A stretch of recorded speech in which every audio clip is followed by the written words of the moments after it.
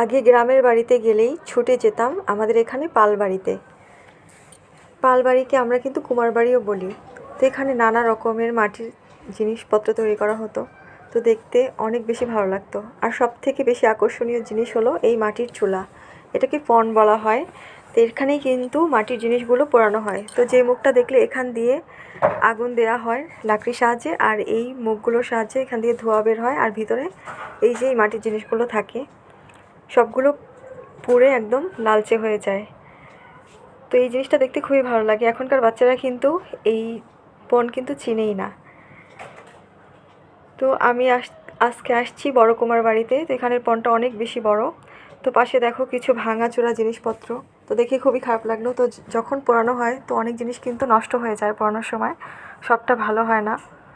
তো পাশেই দেখলাম মাটি তৈরির এই যে মূল উপাদান মাটি, আর মাটিগুলো এত পরিষ্কার আর স্বচ্ছ ছিল।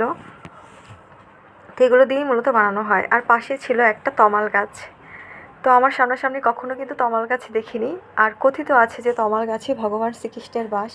তো আজকে সামনাসামনি দেখে নিলাম। তো এখানে তারা এই তমাল গাছে সন্ধ্যাবেলায় সন্ধ্যা প্রদীপ দেয়। আর পাশেই ছিল মা মনসার মূর্তি।